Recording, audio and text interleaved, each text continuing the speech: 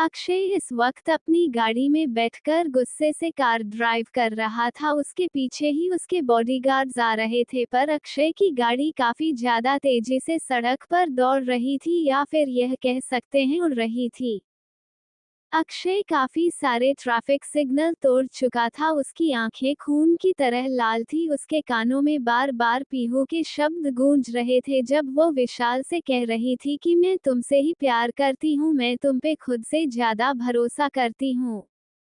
अक्षय ने गुस्से से स्टीयरिंग व्हील पर अपना हाथ मारा। गाड़ी काफी स्पीड से थी, जिस वजह से बैलेंस बिगड़ गया और गाड़ी साइड में चली गई, पर अक्षय ने जल्दी से उसे ठीक से ट्रैक पर वापस लाया। अक्षय गुस्से से कार ड्राइव करते हुए खुद में बड़बड़ा रहा था, तुम्हें फिर से वही बेवकूफी नहीं करनी चाहिए थी बीवी।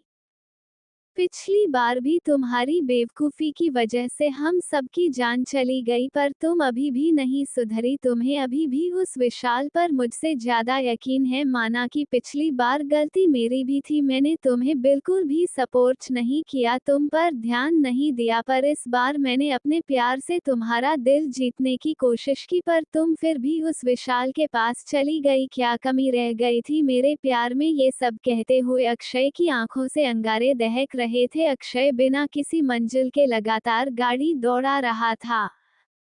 मैंने सोचा था कि हम इस बार एक हैप्पी फैमिली बनकर जिएंगे, पर शायद तुम्हें हमारी फैमिली में खुशियां पसंद नहीं है। तुमने एक बार भी कुहू के बारे में भी नहीं सोचा। भगवान ने हमें एक और मौका दिया था अपनी जिंदगी सुधारने का, पर तुम इस जिंदगी में भी वही गलती दोहराना चाहती हो जो पिछली बार दोहराई थी। पर इस बार तुम्हारी बेवकूफी की वजह से मैं मेरी बेटी को कुछ नहीं होने दूंगा, क्योंकि वह मेरे भाई की अमानत है। मेरे लिए वह मेरी जान से ज्यादा कीमती है।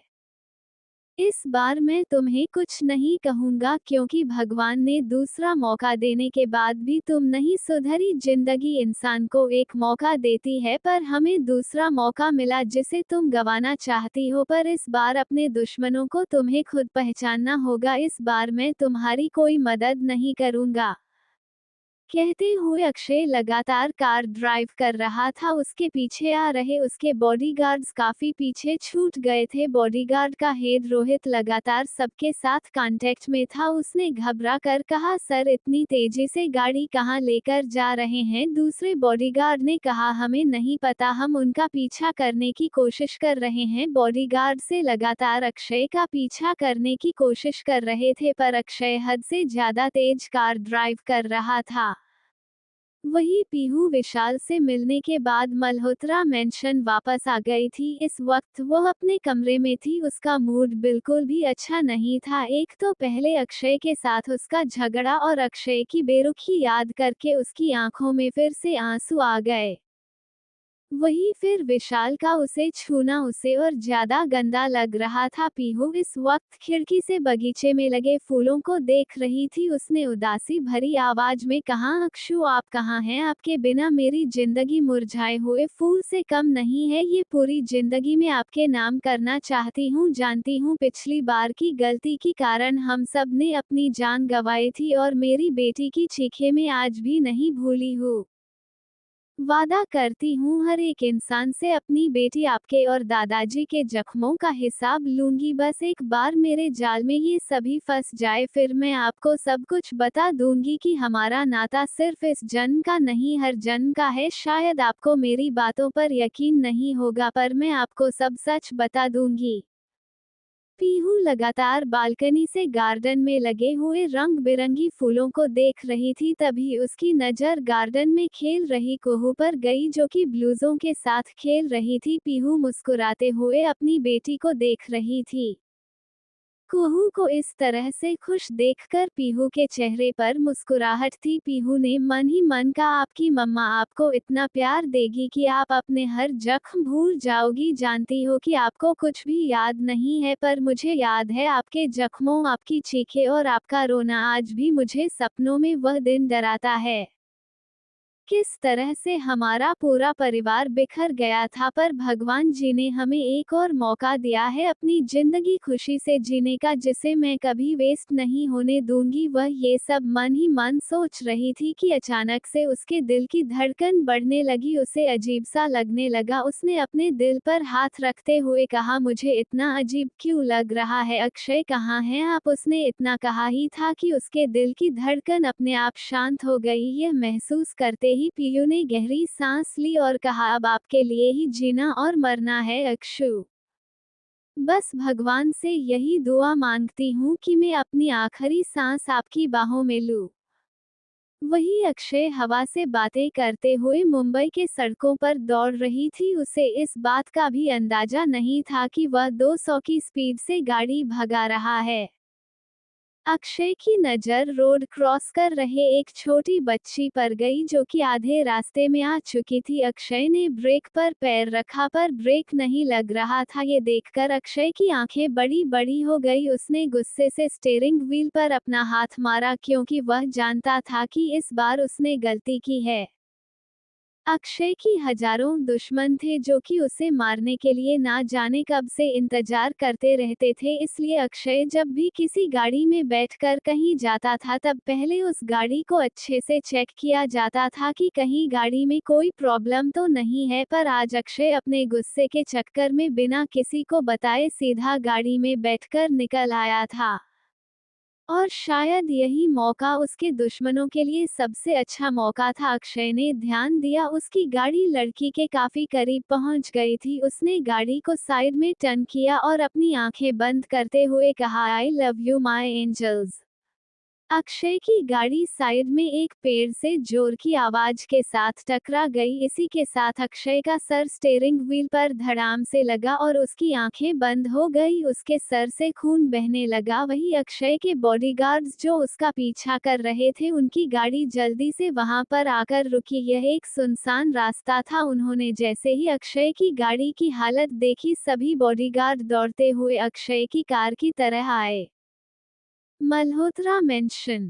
पीहू इस वक्त हॉल में मौजूद थे और वसुधा जी, संगीता जी और कृपा जी के साथ बातें कर रही थी। उसका दिल तो बिल्कुल नहीं लग रहा था, इसलिए वह चुपचाप बैठी हुई थी। अचानक से उसके दिल की धड़कन बढ़ गई। उसने अपने सीने पर हाथ रखकर धीरे से अपने मन में कहा, अक्षु। अचानक से उसके दिल की धड़कन है और ज्यादा तेज हो गई। पीहू को काफी बेचैनी हो रही थी। वह अपनी जगह से खड़ी हुई और लिविंग रूम में टहलने रखी। पीहू के चेहरे पर घबराहट और बेचैनी साफ साफ नजर आ रही थी।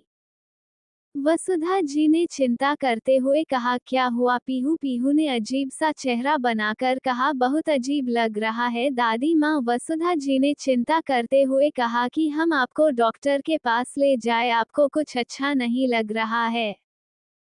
पीहू ने बेचैनी से कहा, हमें बहुत अजीब और बुरा लग रहा है, ऐसा लग रहा है जैसे कुछ बुरा हुआ है दादी। पीहू की बात सुनकर वसुधा जी ने कहा, क्या हुआ, आपको कैसा लग रहा है? पीहू को अब काफी बेचैनी हो रही थी। उसे एक जगह पर बैठा भी नहीं जा रहा था और खड़ा भी नहीं रहा जा रहा था। उसने अपना मोबाइल उठाया और अक्षय के नंबर पर कॉल किया। उधर से आवाज सुनाई दी, आप जिस व्यक्ति को कॉल कर रहे हैं उनका फोन अभी स्विच ऑफ है।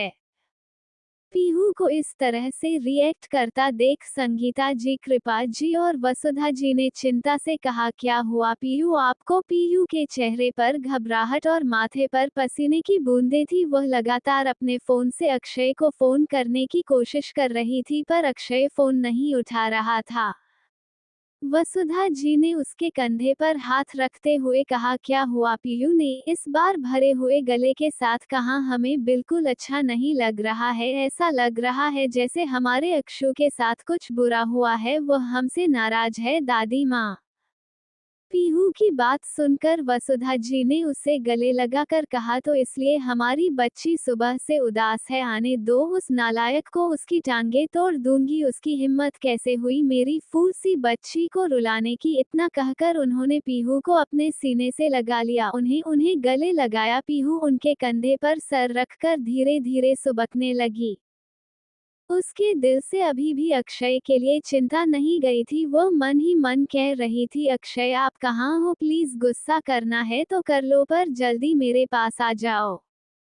वसुधा जी ने उसे गले से लगाकर उसकी पीठ को सहलाते हुए शांत करने की कोशिश की, पर पीहू फिर भी शांत नहीं हो रही थी। उसका दिल अभी भी बेचैनी से धड़क रहा था। उसने रोते हुए कहा, हमें अक्षय से बात करनी है दादी माँ। पीहू का उदास चेहरा और उसे रोता देख वसुधा जी ने कहा, ठीक है आप चिंता मत करो, हम अक्षय के पिए राघव को फोन करते हैं। वसुधा जी ने अपना मोबाइल निकालकर राघव को फोन किया। राघव इस वक्त मल्होत्रा कॉर्पोरेशन में ही था। वसुधा जी ने उसे फोन करने के बाद कहा, अक्षय कहाँ है। राघव ने डरते हुए कहा, बड़ी मैडम सर तो गुस्से में गाड़ी की चाबी उठाकर कहीं चले गए, मुझे कुछ नहीं पता सर इस वक्त कहाँ है। वसुधा जी ने गुस्से से कहा, ऐसे कैसे नहीं पता। वसुधा जी की बात सुनकर पीहू की आंखें और ज्यादा भर आई। उसकी आंखों से लगातार आंसू निकलने लगे। राघव ने कहा, पता नहीं मैडम के जाने के कुछ देर बाद सर गुस्से से केबिन से निकलकर कहीं चले गए। वसुधा जी ने चिंता करते हुए कहा, क्या बॉडीगार्ड थे उसके साथ। राघव ने चिंता करते हुए कहा, मैडम सर बहुत ज्यादा गुस्से में थे इसलिए वह गाड़ी अकेले ही ड्राइव करते हुए लेकर चले गए थे। उनके पीछे बॉडीगार्ड की टीम गई थी पर अभी पता नहीं सर कहाँ है। वसुधा जी ने चिंता करते हुए कहा, हमें आप 5 मिनट के अंदर अंदर पता करके बताइए कि अक्षय कहाँ है, वरना हम आपको छोड़ेंगे नहीं। इतना कहकर वसुधा जी ने फोन कट कर दिया। अब पीहू जोर जोर से रोने लगी। उसका रोना देखकर संगीता जी ने उसे गले लगाकर कहा, आप शांत हो जाए, हमारे अक्षय जरूर ठीक होंगे। पीहू ने रोते हुए कहा, माँ वो कल से मुझसे अच्छे से बात नहीं कर रहे हैं। आज जब मैं केबिन में उनके लिए खाना लेकर गई तब भी वो मुझसे गुस्सा थे, उन्होंने मुझे इसकी वजह भी नहीं बताई। माँ मैंने सच में कुछ नहीं किया, अक्षय क्यों मुझसे इतना गुस्सा है। इतना कहकर वह जोर जोर से रोने लगी। उसे रोता देख वसुधा जी ने उसे प्यार से कहा, बेटा आप चिंता मत कीजिए, पति पत्नी में ऐसे झगड़े होते रहते हैं और हमारा पोता काफी स्ट्रांग है, उसे कुछ नहीं होगा। तो आप इस तरह से छोटे बच्चों की तरह रोना बंद कर कीजिए। वसुधा जी पीहू को ये सब कह रही थी कि अचानक से उन्हें एक प्यारी मगर गुस्से भरी आवाज सुनाई दी, किसने बेबी की मम्मा को रुलाया। सबने उस तरफ देखा जहां पर कुहू गुस्से से दोनों हाथ कमर पर रखकर उन चारों को घूर रही थी। उसने जैसे ही अपनी मम्मा को इस तरह से रोते देखा वह दौड़ते हुए आ गई। उसने कसके पीहू के पैरों को गले से लगाकर कहा, मम्मा आप रोना नहीं, बेबी है ना आपके पास। अपनी बेटी की आवाज सुनकर पीहू का रोना कम हो गया। उसने धीरे से संगीता जी के कंधे से अपना सर ऊपर उठाकर नीचे देखा जहां पर उसकी बेटी अपनी बड़ी बड़ आंखों को टिमटिमाते हुए उसे ही देख रही थी। ये देखकर वह घुटनों के बल कुहू के सामने बैठ गई। उसने कसके कुहू को गले लगाया और उसके सीने पर अपना सर रखकर जोर जोर से रोने लगी। वहीं अपनी मम्मा को इस तरह से रोता देख कुहू के भी आंखों में आंसू आ गए। कुहू भले ही एक स्ट्रांग बच्ची थी पर वह अभी सिर्फ 4 साल की थी और इतने दिनों बाद उसे उसकी मम्मा मिली थी तो जाहिर बात थी कि वह अपनी मम्मा से बहुत ज्यादा कनेक्टेड थी और प्यार भी करती थी। इसलिए वह अपनी मम्मा की आंखों में आंसू नहीं देख सकती थी। उसने अपने छोटे छोटे हाथों से पीहू की पीठ को सहलाते हुए कहा, मम्मा आप रो मत, बेबी है ना आपके पास, आपको किसने रुलाया बताओ, बेबी उसे पनिश करेगी।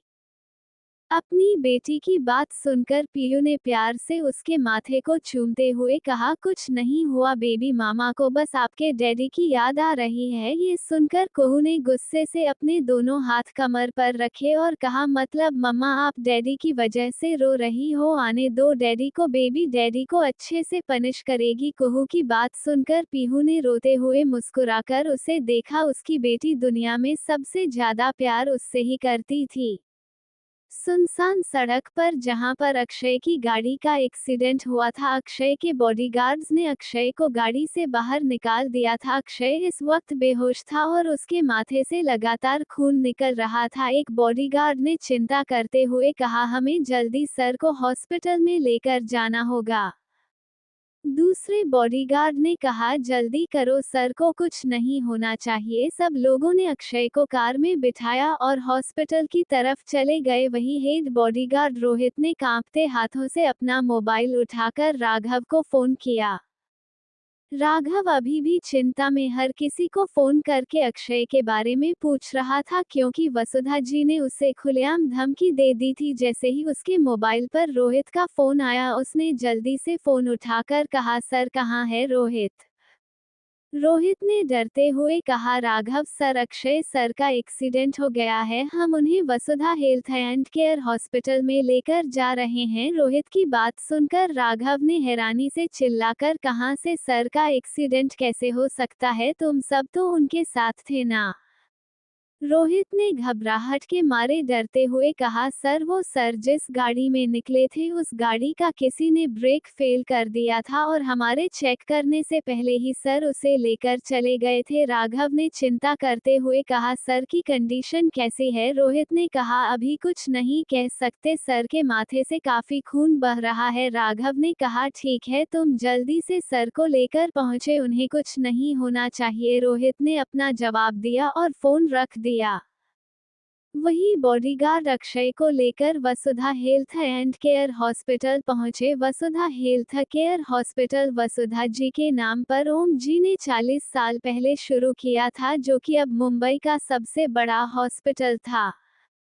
बॉडीगार्ड अक्षय को लेकर सीधा थर्ड फ्लोर पर चले गए। थर्ड फ्लोर सिर्फ मल्होत्रा फैमिली के लोगों के लिए बुक रहता था। उन्होंने पहले ही डॉक्टर की टीम को इन्फॉर्म कर दिया था। अक्षय को स्ट्रेचर पर लिटाया गया, उसके सर से लगातार खून बह रहा था और उसका चेहरा भी सफेद पड़ रहा था। डॉक्टर जल्दी से अक्षय को इमरजेंसी वार्ड में लेकर चले गए। वहीं राघव ने डरते हुए अपना मोबाइल उठाकर मल्होत्रा मेंशन के लैंडलाइन नंबर पर फोन किया।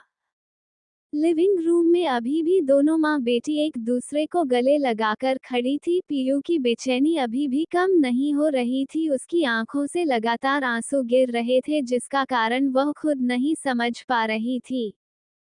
तभी लैंडलाइन बजा। संगीता जी उसके पास थी, इसलिए उन्होंने फोन उठाया। फोन की दूसरी तरफ से राघव की घबराई हुई आवाज सुनाई दी। उसने कहा, मैडम, अक्षय सर का एक्सीडेंट हो गया है। वही संगीता जी ने जैसे ही यह सुना, उनके हाथों से फोन टूटकर नीचे गिर गया। उनका ये रिएक्शन देखकर बाकी सब ने घबराकर कहा, क्या हुआ? संगीता जी की आंखों से आंसू गिरने लगे। उन्होंने कांपते होठों से कहा, अक्षय का एक्सीडेंट हो गया है। ये सुनकर पीयू, जो कि कुहू को गले लगाए हुए थे, अचानक से उसके दिमाग में पुरानी बातें घूमने लगी। किस तरह से अक्षय ने उसकी बाहों में दम तोड़ा था, ये याद आते ही उसका सर चकराने लगा और वह धड़ाम से जमीन पर बेहोश होकर गिर गई। इसी के साथ कुहू जोर से चीखी, मम्मा। ऑडियो बाय साकिल जैक्स 07। अक्षय की एक्सीडेंट की खबर सुनकर संगीता जी के हाथों से मोबाइल छूटकर गिर गया था। वही यह खबर सुनकर पीयू वह अपने होश गंवाकर बेहोश होकर फ्लोर पर गिर गई थी और इसी के साथ कुहू की चीख निकल गई थी। पीहू को इस तरह से जमीन पर बेहोश गिरा देख वसुधा जी ने जल्दी रिजेक्ट किया और उन्होंने चिल्लाकर के ऊपर पानी छिड़कने को कहा। कृपा जी ने जल्दी से पानी की सीटें पीहू के चेहरे के ऊपर डाली। धीरे धीरे पीहू होश में आते ही वह उठकर बैठ गई। उसने चिल्लाते हुए कहा, मुझे मेरे अक्षु पास जाना है।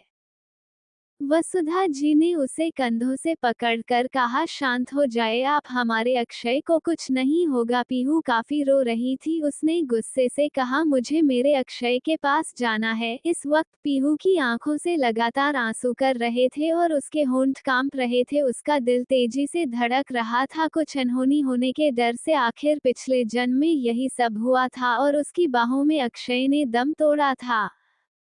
पीयू ने खुद से बड़बड़ाते हुए कहा, मैं इस बार ऐसा कुछ नहीं होने दूंगी। भगवान जी, आपने मुझे दूसरा मौका दिया है, इस बार मैं अपनी हाथी फैमिली को बर्बाद नहीं होने दूंगी। पीहू जल्दी से अपनी जगह से खड़ी हुई और बिना किसी पर ध्यान दिए सीधा हॉल से बाहर भागी। उसे इस तरह से भागता देख संगीता जी, वसुधा जी, कृपा जी ने खुद को संभाला और उसके पीछे भागी। पर उन सब के आने से पहले ही पीहू गाड़ी में बैठकर अपनी गाड़ी फुल स्पीड से मुंबई के वसुधा हॉस्पिटल की तरफ दौड़ा रही थी, क्योंकि वह जानती थी कि मल्होत्रा फैमिली में किसी को भी कुछ भी हो तो उसे वसुधा हेल्थ केयर हॉस्पिटल में ही लेकर जाया जाता है। वही अपनी मम्मा की यह हालत देखकर कुहू की आंखों से आंसू गिर रहे थे। उसने भी सुना कि उसके डैडी का एक्सीडेंट हो गया है। वो भले ही अपनी मम्मा से दुनिया में सबसे ज्यादा प्यार करती थी, पर अपने डैडी से भी वो उतना ही प्यार नहीं करती थी। आज पहली बार वह छोटी बच्ची की तरह रो रही थी, वरना उसे रोते हुए किसी ने नहीं देखा था। संगीता जी ने उसे गोद में उठाकर चुप कराते हुए कहा, चुप हो जाओ कुहू, तू तो स्ट्रॉन्ग बच्चा है ना। कुहू ने उनके गले पर अपना सर रखा और रोते हुए कहा, दादी, बेबी को मम्मी और डैडी के पास जाना है। बेबी बिल्कुल नहीं रोएगी, आप मामा और डैडी के पास लेकर चलो ना बेबी को। संगीता जी की भी आंखों से आंसू गिर रहे थे। आखिर उनके इकलौते बेटे का एक्सीडेंट हुआ था। वसुधा जी ने मोबाइल उठाकर ओम जी का नंबर डायल किया। इस वक्त ओम जी अपने दोस्तों के साथ बाहर गए हुए थे। ओम जी ने मोबाइल नहीं उठाया। उन्होंने करण जी और संजय जी को फोन किया। काफी देर तक रिंग जाने के बाद संजय जी ने फोन उठाया। वसुधा जी ने खुद को रोने से रोकते हुए कहा, संजय, अक्षय का एक्सीडेंट हुआ है। ये खबर मिलते संजय जी ने घबराकर कहा, माँ, ये क्या कह रही है आप? और सिक्योरिटी गार्ड्स और बॉडीगार्ड्स कहाँ थे जो अक्षय का एक्सीडेंट हुआ? वसुधा जी ने चिंतित स्वर में कहा, हमें कुछ नहीं पता। आप जल्दी से वसुधा हेल्थ केयर हॉस्पिटल पहुंचे, हम भी वही जा रहे हैं। वसुधा जी, संगीता जी, कृपा जी कुहू को लेकर हॉस्पिटल के लिए निकल गई। इस वक्त तीनों की आंखों से आंसू गिर रहे थे। कुहू तो जैसे शांत हो गई थी, अब उसकी आंखों से आंसू नहीं निकल रहे थे।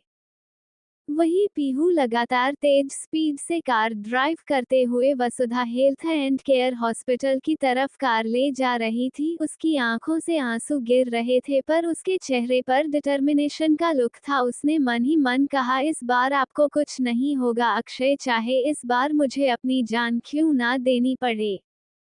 आपको कुछ नहीं होने दूंगी। भगवान जी, आप मेरे साथ ऐसा नहीं कर सकते। आपने मुझे दूसरा मौका दिया है और इस मौके में मुझे मेरे पति और बेटी के साथ खुलकर जीना है। आप इतनी जल्दी हमारे साथ इतना बुरा नहीं कर सकते। ये सब कहते हुए उसकी आंखों से लगातार आंसू गिर रहे थे। कुछ देर बाद उसकी कार वसुधा हेल्थ केयर हॉस्पिटल के सामने आकर रुकी। पीहू जल्दी से कार से बाहर निकली और दौड़ते हुए थर्ड फ्लोर की तरफ भागी, क्योंकि वह ये भी जानती थी कि थर्ड फ्लोर मल्होत्रा फैमिली के लिए बुक रहता है। थर्ड फ्लोर पर आकर उसकी नजर आए बाहर खड़े बॉडीगार्ड और राघव रोहित पर गई। राघव भी अब तक यहाँ पर आ गया था। पीहू दौड़ते हुए उस तरफ गई। उसने राघव का कॉलर पकड़कर, कहाँ है अक्षु? पीहू को इस तरह से अचानक से अपने सामने देखकर राघव हड़बड़ा गया, पर उसने कुछ नहीं कहा। उसने भरे गले के साथ कहा, मैडम, सर आईसीयू में है। ये सुनकर पीहू की आंखों से आंसू गिरने लगे। उसने रोते हुए कहा कि अक्षय की कंडीशन कैसी है? मुझे अभी अपनों को देखना है। उसे रोता देख रोहित ने डरते हुए कहा, मैडम, सर की कंडीशन ठीक नहीं है और आप अभी उनसे नहीं मिल सकती। वह इमरजेंसी वार्ड के अंदर है। पीहू ने गुस्से से चिल्लाकर, ऐसे कैसे नहीं मिल सकती? वह मेरे पति हैं, मैं उनसे मिल सकती हूँ, मुझे उनसे मिलना है। पीहू काफी जोर जोर से चिल्ला रही थी। तभी आईसीयू का दरवाजा खुला और नर्स ने कहा कि उन्हें शांति से दीजिए। पीहू रोते हुए उस नर्स से कहा, मुझे प्लीज मेरे अक्षय को देखने दीजिए, मैं उनकी पत्नी हूँ। पीहू की बात सुनकर नर्स ने प्यार से कहा, देखे मैडम, सर की कंडीशन बहुत खराब है, अभी आप उनसे नहीं मिल सकती। इन्फेक्शन का डर रहता है, उनके सर में काफी गहरी चोट लगी है और उनका काफी ब्लड लॉस भी हुआ है। हम लगातार उन्हें खून चढ़ा रहे हैं, पर ब्लड काफी ज्यादा लॉस हो गया है। हमें और ज्यादा खून की जरूरत पड़ेगी और उनका ब्लड भी काफी रेयर है। पीहू ने रोते कहा, तो आपको जितना खून चाहिए आप मेरा ले लीजिए, पर मेरे अक्षय को कुछ नहीं होना चाहिए। पीहू की बात सुनकर नर्स ने कहा, देखिए, सर का ब्लड ग्रुप ओ नेगेटिव है, जो कि काफी रेयर है। अगर आपका ब्लड सेम है तो आप डोनेट कर सकते हैं। पीहू ने रोते हुए कहा, मेरा ब्लड ओ पॉजिटिव है। नज ने कहा, देखिए हम ऐसा कोई भी ब्लड नहीं चढ़ा सकते, वह भी उनका जब ब्लड ओ नेगेटिव है, हमें ओ नेगेटिव ही चाहिए। आप उनके सिबलिंग्स या फिर पेरेंट्स को बुलाइए। तभी संगीता जी, कृपा जी, वसुधा जी एक साथ दौड़ते हुए अंदर आए। संगीता जी ने भी नज की बात सुन ली थी। उन्होंने रोते हुए कहा, मेरे बेटे को खून चाहिए, मैं देने के लिए तैयार हूँ। संगीता जी की बात सुनकर नज ने कहा कि आपका ब्लड ग्रुप ओ नेगेटिव है। संगीता जी ने अपना सर ना में हिलाया। नज ने कहा, तो फिर आपका ब्लड पेशेंट से मैच नहीं होता। तभी संजय जी और करण जी भी दौड़ते हुए हैं। संजय जी ने नज की बात सुनी और कहा, मेरा ब्लड ग्रुप ओ नेगेटिव है। नज ने कहा, आपको कोई बीमारी तो नहीं है, जैसे डायबिटीज, शुगर? संजय जी ने परेशानी भरी आवाज में कहा, मुझे डायबिटीज है। नज ने चिंता करते हुए कहा, हम आपका ब्लड नहीं चढ़ा सकते। संजय जी ने परेशानी भरी आवाज में कहा, तो फिर? नज ने कहा, आप जल्दी से उनके लिए डोनर ढूंढिए, क्योंकि उनका ब्लड काफी ज्यादा लॉस हो गया है। अगर इसी तरह से हमें ब्लड की कमी पड़ी तो उनकी जान भी जा सकती है। इतना कहकर नज अंदर चली गई।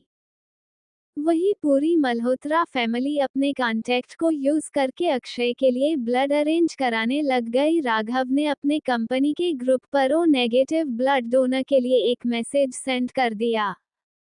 पीहू ने अपनी आंखें बंद की। उसकी आंखों के सामने पिछले जन्म का नजारा घूम गया, जब अक्षय ने उसके गोद में अपनी आखिरी सांस ली थी और कहा था कि तुमने हमारी फैमिली बर्बाद कर दी। उसने जल्दी से अपनी आंखें खोली और बड़बड़ाते हुए कहा, इस बार कुछ नहीं होगा अक्षय। उसने कसके अपनी आंखें बंद की और अपनी शक्तियों का इस्तेमाल करना चाहा। उसने काफी दिनों बाद अपनी शक्तियों का इस्तेमाल करने की कोशिश की। उसे अभी तक अपनी दो ही शक्तियों के बारे में पता चला था, जिससे वह अंदर क्या चल रहा है ये सुन सकती थी। उसे नर्स और डॉक्टर की आवाज सुनाई दे रही थी, जो अक्षय का ट्रीटमेंट कर रही थी। डॉक्टर ने परेशानी भरी आवाज में कहा, पेशेंट के लिए ब्लड अरेंज हुआ या नहीं? पेशेंट की कंडीशन काफी क्रिटिकल है। अक्षय की पल्स लगातार नीचे गिर रही थी और उसके सर पर काफी ज्यादा गहरी चोट आई थी। वही यह सुनकर पीयू की आंखों से आंसू बहने लगे। वह दीवार से सटकर खड़ी थी और उसकी आंखों से लगातार आंसू गिर रहे थे। नर्स ने चिंता करते हुए कहा, डॉक्टर अभी तक ब्लड का इंतजाम नहीं हुआ है, पेशेंट की कंडीशन काफी ज्यादा क्रिटिकल है। अगर ऐसा ही चलता रहा तो हम पेशेंट को नहीं बचा पाएंगे। डॉक्टर ने घबराते हुए कहा, तुम जानती नहीं हो ये कौन है? ये दुनिया के सबसे रिच पर्सन अक्षय मल्होत्रा है। अगर इन्हें कुछ हुआ तो मल्होत्रा कॉर्पोरेशन हमारी जिंदगी बर्बाद कर देगा। नर्स ने घबराकर कहा, पर हम क्या कर सकते हैं? अगर पेशेंट के लिए ब्लड का इंतजाम नहीं हो पा रहा है, हम सिर्फ डॉक्टर हैं, कोई भगवान नहीं। तभी अचानक से पीहू के कानों में एक आवाज सुनाई दी, अगर तुम्हें उसकी जान बचानी है तो तुम्हें अपनी सारी शक्तियां कुर्बान करनी होगी। उसने मन ही मन कहा। कौन? उसके कानों में फिर से आवाज सुनाई दी, वही जिसने तुम्हें शक्तियां प्रदान की है, तुम्हें अपनी सभी शक्तियों को त्यागना होगा। पीहू ने बिना कुछ सोचे समझे कहा, मैं तैयार हूँ। उसके कानों में फिर से आवाज आई, पर आगे होने वाले संकटों का निवारण करने के लिए तुम्हारी शक्तियाँ तुम्हें मदद कर सकती है। इन शक्तियों के बिना तुम्हारी जिंदगी में काफी मुश्किलें आएंगी। पीयू ने बिना झिझक के कहा, अगर मेरे साथ मेरे अक्षय हुए तो मैं हर मुश्किल को पार कर लूंगी। मुझे मेरी शक्तियां नहीं चाहिए, मुझे मेरे अक्षय सही सलामत चाहिए। उसके कानों में आवाज सुनाई दी, ठीक है, तुम्हारे पति की जान बच जाएगी, पर तुमसे तुम्हारी शक्तियां छीन जाएगी। कुछ देर बाद पीयू ने अपनी आंखें कसके बंद की हुई थी और उसकी आंखों के सामने अजीबोगरीब नजारे चल रहे थे। उसकी आंखों के सामने अक्षय बिस्तर पर लेटा हुआ था और डॉक्टर उसका इलाज कर रहे थे। तभी पीयू के शरीर से कुछ सुनहरी किरणें निकली और सीधा अक्षय के शरीर में गई। अक्षय की पल्स काफी ज्यादा लो हो गई और अक्षय जोर जोर से सांसें लेने लगा। डॉक्टर ने परेशानी भरी आवाज में कहा, पेशेंट के पल्स और ज्यादा गिर रहे हैं, जल्दी से इन्हें ऑक्सीजन मास्क लगाओ। तभी अचानक से हजारों आवाजें पीहू के कानों में पड़ी। पीहू का दिल कर रहा था कि वह यहाँ से भाग जाए, उसका दिमाग फटने को तैयार था। तभी अचानक से अक्षय की पल्स नॉर्मल हुई और पीहू धड़ाम की आवाज के साथ कॉरिडोर में जमीन पर गिर गई। पीहू के गिरने की आवाज सुनकर मल्होत्रा फैमिली के सभी लोगों का ध्यान उसकी तरफ गया। पीहू को इस तरह से जमीन पर गिरा हुआ देखकर वसुधा जी, संगीता जी, कृपा जी, करण जी, संजय जी सभी लोग दौड़ते हुए उसके पास आ गए। पीहू का चेहरा पूरी तरह से पसीने से तरबतर था और उसका चेहरा भी लाल पड़ा हुआ था। संगीता जी ने उसका सर अपनी गोद में रखकर उसके गालों को थपथपाते हुए कहा, पीहू आंखें खोलो, पर पीहू ने रिस्पांस नहीं दिया। जल्दी से पीहू को दूसरे वार्ड में एडमिट कर लिया गया। इस वक्त वह बेहोश थी।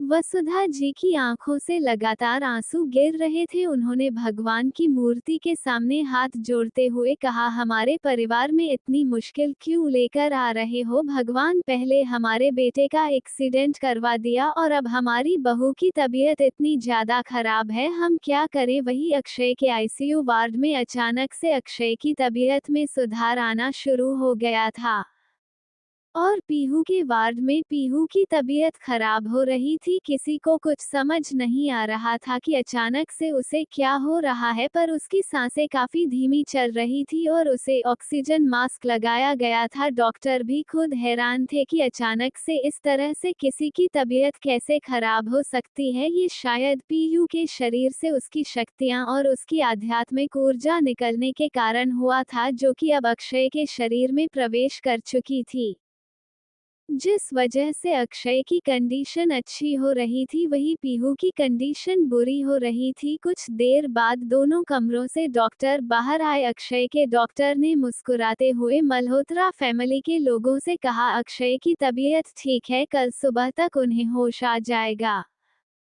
डॉक्टर की बात सुनकर मल्होत्रा फैमिली के लोगों के चेहरे की टेंशन पल में गायब हो गई और उनके चेहरे पर मुस्कुराहट आ गई। तभी पीहू के वार्ड से निकल रही डॉक्टर ने घबराहट के मारे कहा, हमें कुछ समझ नहीं आ रहा है, उन्हें क्या हो रहा है। अचानक से उनकी धड़कन है काफी धीमी चल रही है और उन्हें सांस लेने में भी तकलीफ हो रही है। संजय जी ने हैरानी से कहा, पर ऐसा कैसे हो सकता है, अभी तक तो वह बिल्कुल ठीक थी, वह बस बेहोश हुई थी। वसुधा जी ने भी रोते हुए कहा, ऐसा कैसे हो सकता है, वह सिर्फ परेशानी के चलते बेहोश होकर गिरी थी। डॉक्टर ने परेशानी भरी आवाज में कहा, हमें खुद समझ नहीं आ रहा कि उन्हें क्या हो रहा है, पर जैसे उनका शरीर ठंडा पड़ता जा रहा है और उनके सभी ऑर्गन ठीक से काम नहीं कर रहे हैं। मैंने आज तक अपनी मेडिकल लाइफ में पहली बार इस तरह का केस देखा है, जो कि मुझे बिल्कुल समझ नहीं आ रहा है। वसुधा जी ने चिंता से कहा, पर ऐसा कैसे हो सकता है, आप उनका प्रॉपर टेस्ट करवाए, हमारी बच्ची को कुछ नहीं होगा। डॉक्टर ने अपना सर हिलाया और कहा, हमने एक स्पेशलिस्ट डॉक्टर को बुलाया है, क्योंकि हमें खुद समझ नहीं आ रहा है कि आपकी बहू के साथ हो क्या रहा है, तो हम ठीक से इलाज नहीं कर पाएंगे। संजय जी ने कहा, आपको जिसे बुलाना है बुलाए, हमें हमारी बच्ची सही सलामत चाहिए। वसुधा जी ने रोते हुए कहा, ये क्या हो रहा है, हमारा बच्चा ठीक हुआ तो हमारी बच्ची को क्या परेशानी हो गई, हमें कुछ समझ नहीं आ रहा है। ये हमारे परिवार पर कौन से संकट के बादल छा रहे। वही पीहू जो अपने कमरे में बेहोश लेटी हुई थी, उसके कानों में एक आवाज सुनाई दी, अब से तुम एक नॉर्मल इंसान हो, तुम्हारे अंदर की सारी ताकत छिन चुकी है, इसलिए अब तुम्हें अपनी आगे की लड़ाई लड़ने में काफी मुश्किल होगी। यह आवाज उसके कान में पते बेहोश लेती पीहू अचानक से उठकर बैठ गई। उसकी सांसें तेजी से चल रही थी और उसका माथा पसीने से भरा हुआ था। उसे देखने के लिए नर्स वहां पर जो अपॉइंट की गई थी, उसने पीहू को इस हालत में देखकर कहा, क्या हुआ मैडम। पीहू ने लंबी सांसें लेते हुए कहा, पानी। नर्स ने पीहू को पानी दिया और जल्दी से डॉक्टर को बुलाने बाहर चली गई। डॉक्टर अभी अंदर आ ही रहे थे। नर्स ने डॉक्टर से, पेशेंट को होश आ गया है, डॉक्टर ने कहा। क्या डॉक्टर को खुद यकीन नहीं हो रहा था, क्योंकि कुछ देर पहले पीहू की पल्स रेट काफी गिर गई थी और उसका ऑक्सीजन लेवल भी काफी कम हो गया था। डॉक्टर ने नर्स की बात पर ज्यादा ध्यान नहीं दिया और अंदर आकर पीहू को अच्छे से चेक किया।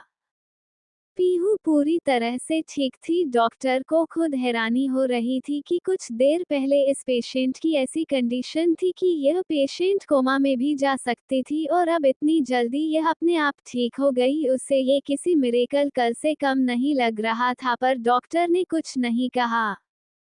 कुछ देर बाद वसुधा जी पीहू के बिस्तर पर उसे अपने हाथों से दलिया खिला रही थी। अक्षय की कंडीशन ठीक थी, पर उसे किसी से मिलने के लिए मना किया गया था क्योंकि इन्फेक्शन का खतरा था। वह सब लोग अक्षय से अगली सुबह मिल सकते थे। वसुधा जी ने पीहू को दलिया खिलाते हुए कहा, आप चिंता नहीं करेगी, आपकी तबीयत कितनी खराब हो गई थी आपको पता है, हम सब कितना डर गए थे।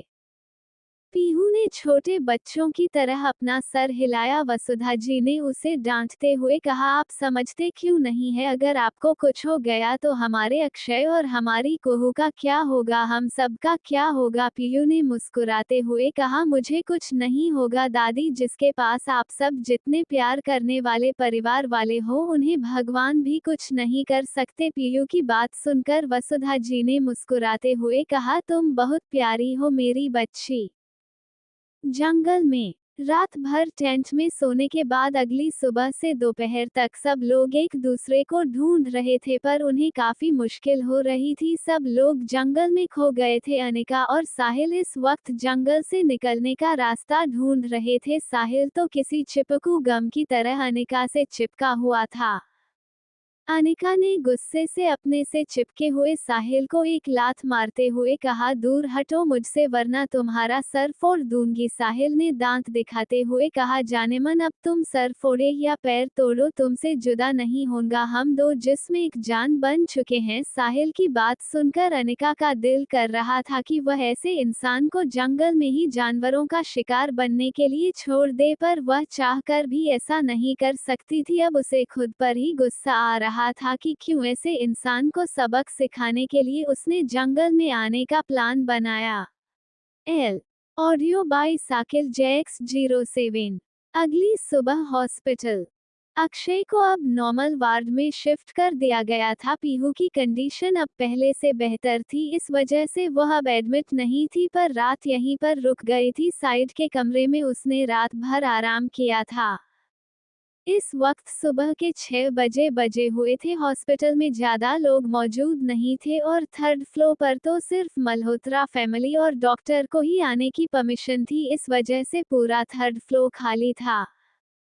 पीहू रात भर सो ही नहीं पाई थी, उसे अक्षय की चिंता हो रही थी। सुबह 6 बजे जब पीहू की नींद खुली तब वो बिना किसी पर ध्यान दिए सीधा अक्षय के वार्ड की तरफ चली गई। उसके बगल में ही संगीता जी सो रही थी, संजय जी दूसरे कमरे में सो रहे थे। जैसे ही पीहू अक्षय के वार्ड में गई उसकी नज़र बेड पर लेटे अक्षय पर गई। अक्षय को देखकर ऐसा लग रहा था जैसे उसे कुछ हुआ ही नहीं था। पीहू भी समझ गई थी कि यह सब उसकी शक्तियों के कारण हुआ है, क्योंकि अक्षय के माथे पर लगी चोट भी लगभग भर चुकी थी, जिस वजह से डॉक्टर खुद हैरान थे, पर वह कह क्या सकते थे। अगर वह कहते कि यह किसी जादू की तरह है तो लोग उन्हें ही पागल समझते।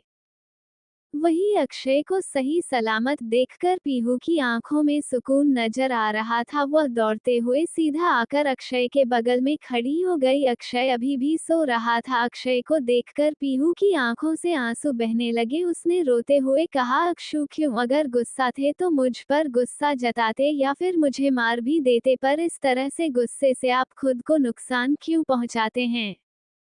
आपको अगर कुछ हो जाता तो मैं जीते जी मर जाती, और बेबी का क्या होता, कैसे जीते हम आपके बिना। आपने कम से कम एक बार बेबी और मेरे बारे में तो सोचा होता, एक बार आपको अपनी बाहों में दम तोड़ता देख चुकी हो अक्षु। अब हिम्मत नहीं है। इतना कहकर पीहू जोर जोर से रोने लगी। उसे लग रहा था कि अक्षय अभी भी बेहोश है। पीहू इस बात से अनजान थी कि उसके आने से पहले अक्षय की आंख खुल गई थी, पर जैसे ही उसने कदमों की आहट सुनी उसने अपनी आंखें जबरदस्ती बंद कर ली थी, क्योंकि अक्षय समझ गया था कि यह किसी और का नहीं पीहू के कदमों की आहट है। अक्षय जो कि सोने का नाटक कर रहा था, जैसे ही उसके कानों में पीहू की बात पड़ी उसने हैरानी से कहा, मतलब वाइफी को भी पिछले जन्म का सब याद है।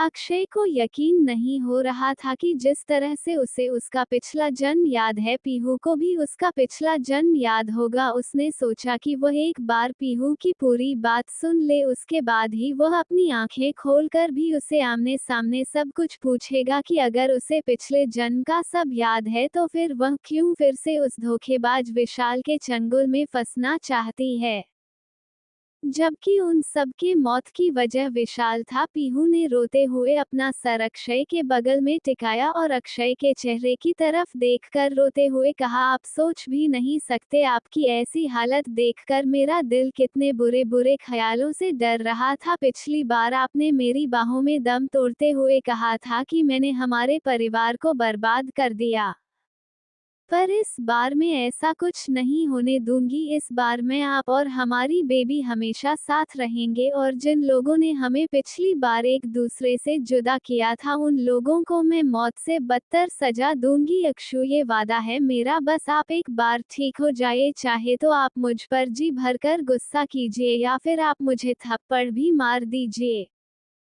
पर इस तरह से मुझसे मुंह मत मोड़ो, क्योंकि अब किसी की बेरुखी सहन नहीं होती, और आपकी तो कभी नहीं। आप मेरे जीने की वजह हो। भगवान जी ने मुझे दूसरा जन्म सिर्फ और सिर्फ आपके और बेबी के लिए दिया है, जिसे मैं खुलकर जीना चाहती हूँ।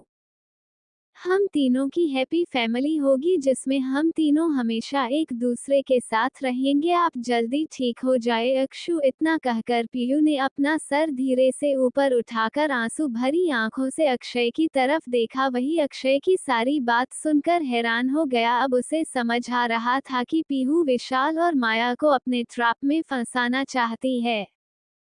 उसे खुद पर ही गुस्सा आ रहा था कि उसने क्यों पीहू पर विश्वास नहीं किया, जबकि उसे पीहू की आंखों में अपने लिए प्यार नजर आया था, पर उसके ऊपर पिछले जन्म की बुरी यादें हावी हो गई थी कि किस तरह से पीहू विशाल के लिए उसे इग्नोर करती थी। उसने इस बार भी यही होगा यह मानकर उसने पीहू पर गुस्सा किया और उसे गुस्से में घर से निकल गया। अगर वो गुस्से के चलते अपने बॉडीगार्ड्स को इग्नोर नहीं करता तो आज वो सही सलामत होता। ये बात वह भी अच्छे से जानता था। अगर बॉडीगार्ड भी नहीं होते तो अक्षय खुद गाड़ी की सिक्योरिटी चेक करता था, क्योंकि अक्षय हर फील्ड में महारत हासिल कर चुका था। बचपन से ही उसने कई सारी ट्रेनिंग असली हुई थी, क्योंकि जितने अमीर आप होगे आपके ऊपर उतने ही खतरे मंडरात रहेंगे। इसलिए आपको हर खतरों से बचने के लिए खुद को हर फील्ड में स्कॉलर बनाना इम्पोर्टेंट था। मल्होत्रा फैमिली के सभी बच्चे हर फील्ड में महारत हासिल कर चुके थे, भले ही वो ये बात सबको बताते और जताते नहीं थे, पर मल्होत्रा फैमिली के सभी बड़े जानते थे कि उनके बच्चे हर काम में परफेक्ट है। अवनी, साहिल, सात्विक भले ही दूसरों के सामने बेवकूफ होने का नाटक करते थे, पर वह तीनों कितने काबिल है ये बात मल्होत्रा फैमिली के लोग अच्छे से जानते थे। पीहू ने अपने आंसू पोंछे और भरे गले के साथ अक्षय की तरफ देखकर कहा, बस एक बार ठीक हो जाए, वादा करती हूँ कभी आपको शिकायत का मौका नहीं दूंगी। चाहे आप कितना भी क्यों ना गुस्सा कर ले, मैं आपके गुस्से को चुपचाप सह लूंगी, और बस आप कभी मुझसे दूर मत जाना। अक्षय, अब आपके बिना जीने के बारे में सोच भी नहीं सकती। भगवान से बस यही दुआ मांगती हूँ कि अपनी आखिरी सांसें मैं आपके बाहों में लूं। इतना कहकर उसने कस के अपनी आंखें बंद कर ली। उसकी आंखों से लगातार आंसू गिर रहे थे।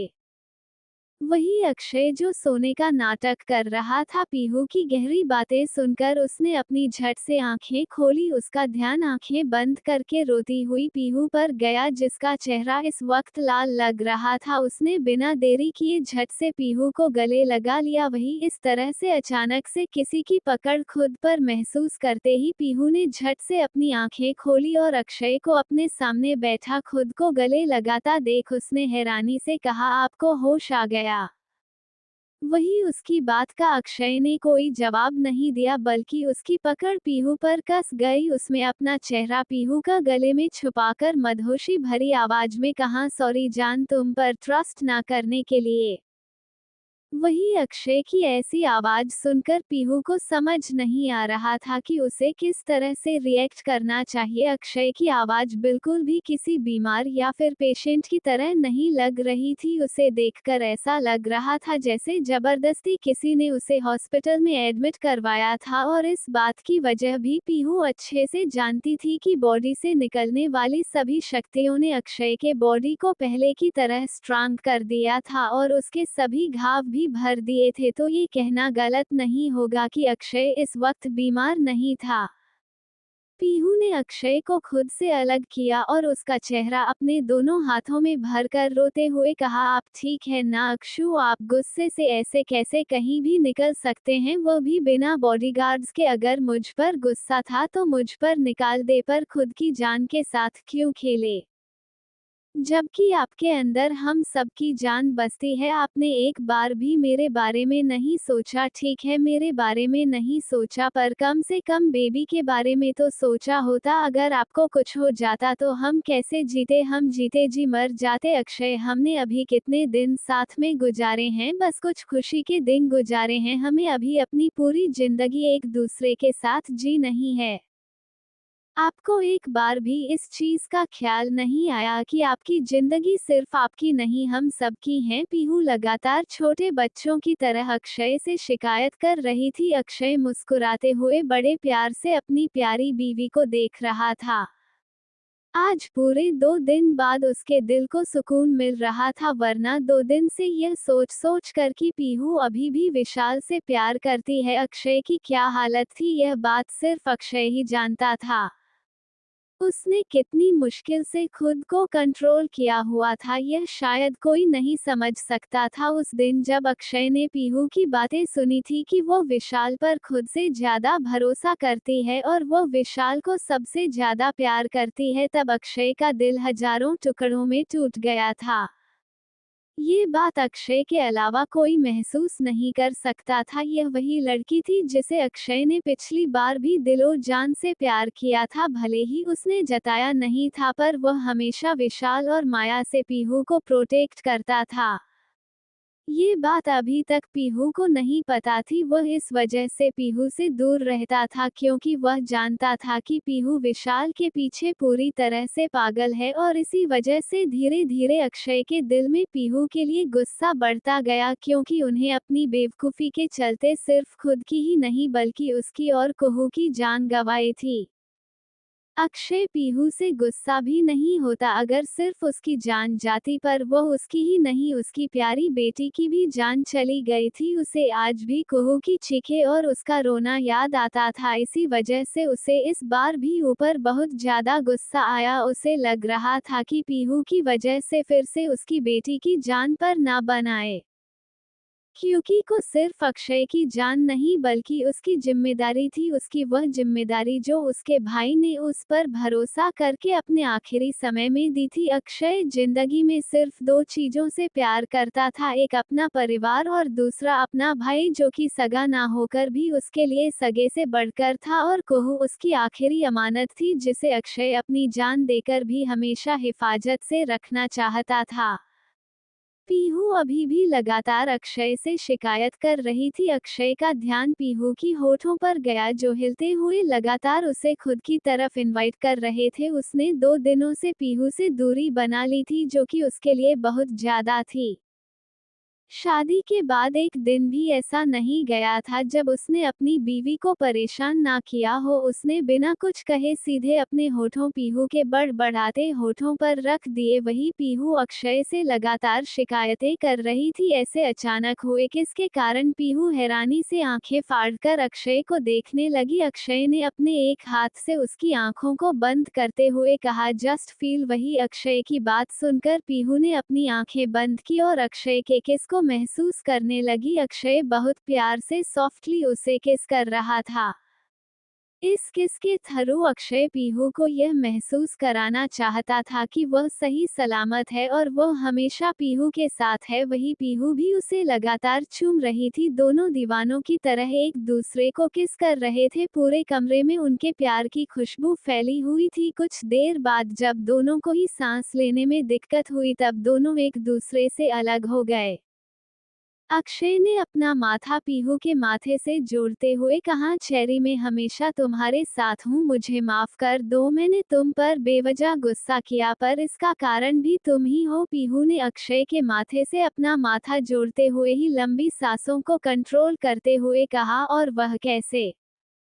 अक्षय ने उसकी आंखों में आंखें डालकर कहा, रीबर्थ तुम्हारा नहीं हमारा हुआ है, मुझे भी सब कुछ याद है। वही अक्षय की बात सुनकर पीहू बड़ी बड़ी आंखों से अक्षय को देखने लगी। उसके मुंह से कुछ निकल ही नहीं रहा था, उसे समझ नहीं आ रहा था कि उसे क्या कहना चाहिए।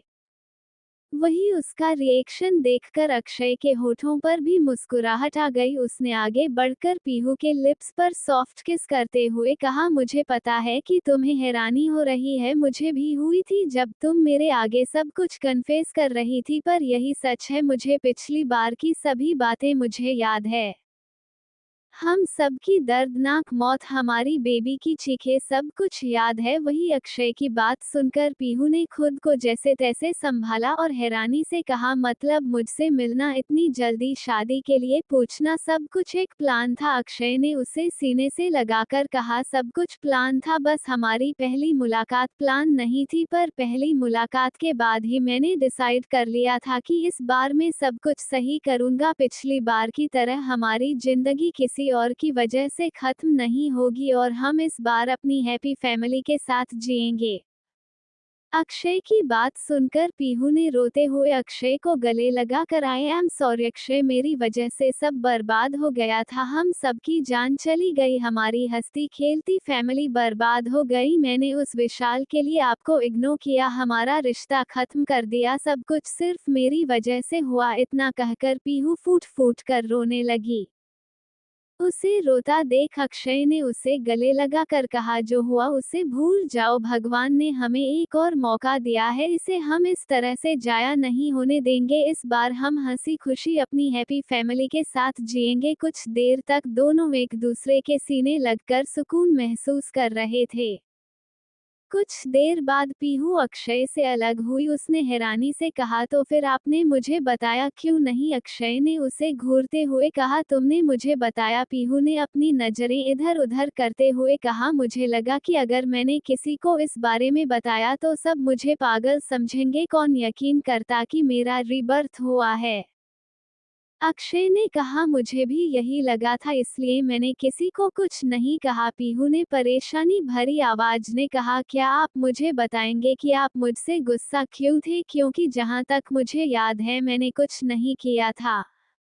अक्षय ने उसे घूरते हुए कहा, क्या तुमने 2 दिन पहले फोन पर उस विशाल से नहीं कहा था कि तुम उसे प्यार करती हो और तुम्हारे लिए दुनिया में सबसे ज्यादा जरूरी वह है? पीहू ने अपने सर पर हाथ मारते हुए कहा, मतलब आपने वह सब बातें सुन ली और उस वजह से आप मुझसे गुस्सा थे?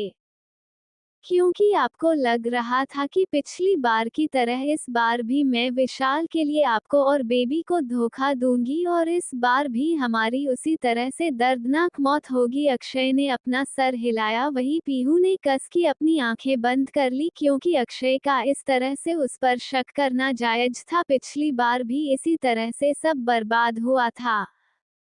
पीहू ने अपनी आंखें कसके बंद कर ली, क्योंकि यह उसी की गलती थी, उसे अक्षय को सब सच बता देना चाहिए था। उसने अक्षय की तरफ देखकर कहा, देखिए अब मुझे उस विशाल से कोई प्यार नहीं है, मैं उसे बस अपने जाल में फंसाना चाहती हूँ, क्योंकि आसान मौत तो मैं अभी भी उसे दे सकती हूँ, पर मैं उसे इतनी आसानी से नहीं छोड़ना चाहती। जिस तरह से हमारी फैमिली बर्बाद हुई थी, मैं उन सबको तिल तिल करके तड़पा तड़पा कर मारना चाहती हूँ, जिससे उन्हें एहसास हो कि किसी के परिवार को बर्बाद करने वाला कभी खुशी से नहीं जी पाता। पीहू की बात सुनकर अक्षय ने उसे सीने से लगाकर, ठीक है जान, इस बार हम दोनों मिलकर हमारे गुनहगारों को अच्छा सबक सिखाएंगे, वह भी बिना उन्हें इस चीज की भनक लगे, वो खुद ही अपने हाथों से खुद को बर्बाद करेंगे। अक्षय की बात सुनकर पीहू के चेहरे पर बड़ी सी मुस्कुराहट आ गई। उसने अक्षय को सीने से लगाकर कहा, अक्षय अब तो आप मुझसे गुस्सा नहीं होना, मैं जानती हूँ कि मेरी वजह से सब खराब हो गया था, पर इस बार मैं ऐसा कुछ नहीं होने दूंगी। मैं वादा करती हूँ इस बार हमारी बेबी और हम हमेशा साथ और खुश रहेंगे, हमारे बीच में किसी को नहीं आने दूंगी। अक्षय ने प्यार से उसके माथे पर किस करते हुए कहा, मैं भी किसी को हमारे बीच नहीं आने दूंगा, इस बार हम हमेशा हमेशा के लिए एक हो जाएंगे। दोनों अभी एक दूसरे के गले लगकर सुकून महसूस कर रहे थे, तभी उन्हें एक प्यारी सी आवाज सुनाई दी, मम्मा डैडी। दोनों ने एक साथ दरवाजे की तरफ देखा जहां पर उनकी नन्ही परी दौड़ते हुए आ रही थी। उसके पीछे जी संगीता जी भी थी। उसे देखकर दोनों ने अपनी बाहें खोल दी। कुहू जल्दी से बेड पर चढ़कर अपने मम्मा डैडी के गले लग गई। कल से वह भी रो रो कर सबके नाक में दम कर चुकी थी। आखिर दुनिया में सबसे ज्यादा प्यार वह अपने मम्मी और डैडी से ही करती थी। अक्षय ने दोनों के माथे पर किस करके मन में कहा, तुम दोनों के चेहरे की यह मुस्कुराहट कभी नहीं जाने दूंगा और हमारे गुनहगारों को तड़पा तड़पा के मारूंगा। Audio by Sakir JX07। Akshay, Pihu और कुहू तीनों एक दूसरे को कस के गले लगाकर बेड पर बैठे हुए थे। वहीं दरवाजे पर खड़ी संगीता जी की हमेशा बच्चों की तरह हरकतें करती रहती थी। आज उनके चेहरे पर घर के बड़े की तरह सुकून नजर आ रहा था, जो कि अपने बच्चे को खुशी में और सही सलामत देखकर था। उन्होंने मन ही मन तीनों को देखकर कहा, भगवान आपसे बस यही मनोकामना है कि हमेशा मेरा बच्चा इसी तरह से खुश रहे और इन तीनों के जिंदगी में कभी कोई मुश्किल ना आए। वो मन ही मन मुस्कुराते हुए तीनों को देख रही थी, तभी पीछे से वसुधा जी ने उनके कंधे पर हाथ रखते हुए कहा, संगीता। संगीता ने पीछे मुड़कर वसुधा जी की तरफ देखा। अक्षय को ठीक देखकर उनके चेहरे पर भी मुस्कुराहट आ गई थी। वहीं अंदर तीनों ने जब काफी देर तक एक दूसरे की बाहों में सुकून आया, तब वो तीनों एक दूसरे से अलग हुए। कुहू ने एक नजर पीहू की तरफ देखा और फिर अक्षय की तरफ। वह झट से जाकर अक्षय की गोद में बैठ गई। उसने अक्षय को सीने से अपना चेहरा लगाकर कहा, डैडी, बेबी को बहुत बुरा लग रहा था और बेबी को बहुत रोना भी आ रहा था, आप आगे से ऐसा मत करना डैडी। इस वक्त शैतान और डोमिनेटिंग कुहू बिल्कुल छोटी सी बच्ची लग रही थी, जो अपने मम्मी पापा से सबसे ज्यादा प्यार करती थी। अक्षय ने मुस्कुराते हुए उसके सर को सहलाया और उसके बालों पर किस करते हुए कहा, ओके बेबी, डैडी अगली बार से अपना ध्यान रखेंगे, क्योंकि डैडी की जान बेबी में और बेबी के जान डैडी में बसती है। कुहू ने अपना सर हिलाया। वही पीहू मुस्कुराते हुए अपने प्यारे पति और क्यूट सी बेटी को देख रही थी। उसके दिल में आज सुकून था, क्योंकि जिस दिन से अक्षय उसके साथ अच्छे से बर्ताव नहीं कर रहा था, उस दिन से पीहू किस तरह से खुद को रोने से और टूटने से रोक पा रही थी, यह सिर्फ वही जानती थी। पर आज सब कुछ क्लियर हो जाने के बाद उसके दिल में सुकून था। कुछ देर बाद डॉक्टर ने अक्षय को चेक किया। उन्हें खुद हैरानी हो रही थी कि इतनी जल्दी कोई पेशेंट कैसे ठीक हो सकता है, पर अक्षय के फुल बॉडी चेकअप के बाद उन्होंने अक्षय को घर जाने की परमिशन दे दी, क्योंकि अक्षय कहीं से भी बीमार तो लग ही नहीं रहा था। कुछ देर बाद सभी लोग मल्होत्रा मेंशन के लिए निकल गए।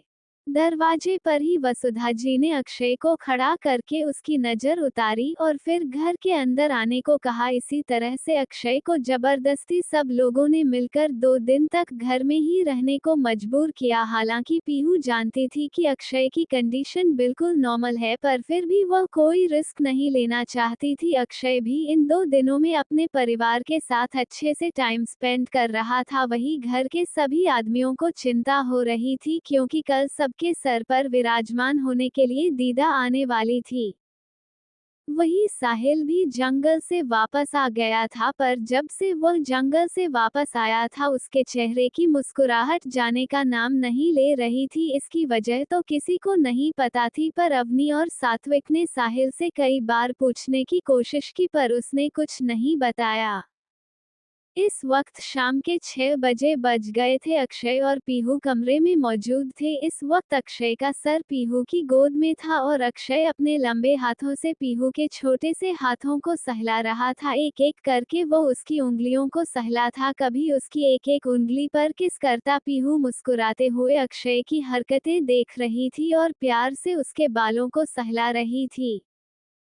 तभी अचानक से अक्षय ने उसके हाथों को सहलाते हुए प्यार से पूछा, चेरी तुमने क्या सोचा है? विशाल और माया के लिए अक्षय का सवाल सुनकर अचानक से पीहू के हाथ रुक गए, पर उसने कुछ सोचकर फिर से उसके बालों को सहलाते हुए कहा, मुझे पहले विशाल को अपने ट्रैप में फंसाना है, उसे सच में अपने प्यार में पागल करना है।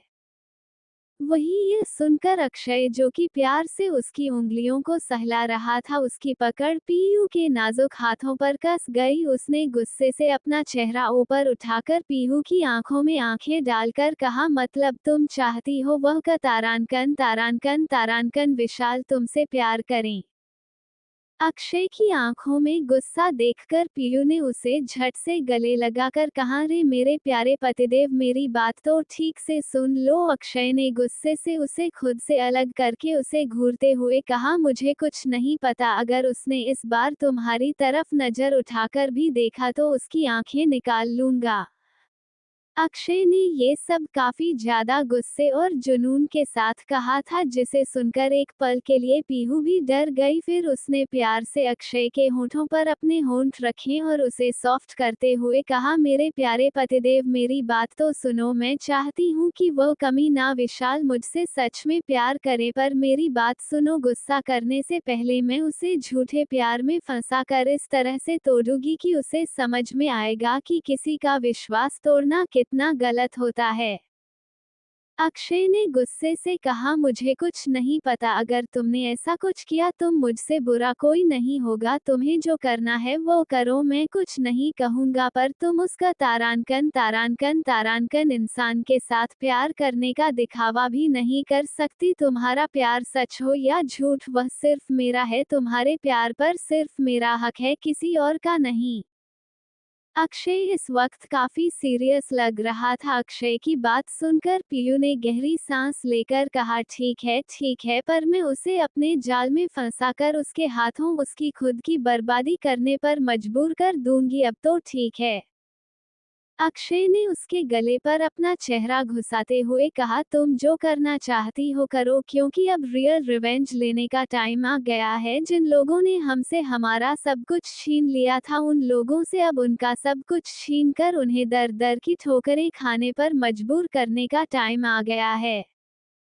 अगर भगवान ने हमें दोबारा मौका नहीं दिया होता तो इस वक्त हम इस तरह से एक दूसरे के पास एक दूसरे की बाहों में नहीं होते। अक्षय की बात सुनकर पीहू की भी आंखें नम हो गई। अक्षय सच कह रहा था, उन्हें भगवान ने दूसरा मौका दिया था, इस वजह से आज वह एक दूसरे के साथ जी रहे थे, वरना जीने पीहू अपना मानती थी। उन लोगों ने उसे दुख तकलीफ देने में कोई कसर नहीं छोड़ी थी, पर इस बार ऐसा कुछ नहीं होगा। पीहू ने मन ही मन कहा और उसने अक्षय को अपने सीने से लगाकर कहा, इस बार कुछ नहीं होगा। अब हम अपना नया खेल शुरू करेंगे, एक एक करके उन सभी को बर्बाद करेंगे जिन्होंने हमसे हमारी खुशियां छीन ली थी। अक्षय ने पीहू की तरफ देखा करके, मेरे पास एक प्लान है। पीहू ने चमकती आंखों से अक्षय की तरफ देखा। अक्षय ने कहा, माया फिल्म इंडस्ट्री में है ना? पीहू ने अपना सर हिलाया। अक्षय ने शैतानी मुस्कुराहट के साथ कहा, तो हम उसकी बर्बादी की शुरुआत उसके करियर से ही करेंगे। बहुत प्यार है ना उसे अपने करियर से, और इसी के चलते उसने तुम्हें ड्रग केस में फंसाकर तुम्हें इंडस्ट्री से बाहर किया था ना? अक्षय की बात सुनकर पीहू की आंखों में हल्की नमी आ गई, क्योंकि उसका सपना हमेशा से एक एक्ट्रेस बनने का था, पर विशाल और माया की चाल की वजह से अब वो फिल्म इंडस्ट्री में बैन हो चुकी थी। ज्यादा लोग तो ये भी नहीं जानते थे कि इंडस्ट्री में कभी भी उसने सिर्फ एक या दो जूनियर रोल किए थे जो कि ज्यादा फेमस नहीं थे, पर वह सभी रोल्स पीयू ने काफी मन से किए थे, क्योंकि वह उसका इंडस्ट्री में पहला कदम था। पर उसे क्या पता था, इसी के साथ उसका करियर हमेशा हमेशा के लिए बर्बाद हो जाएगा।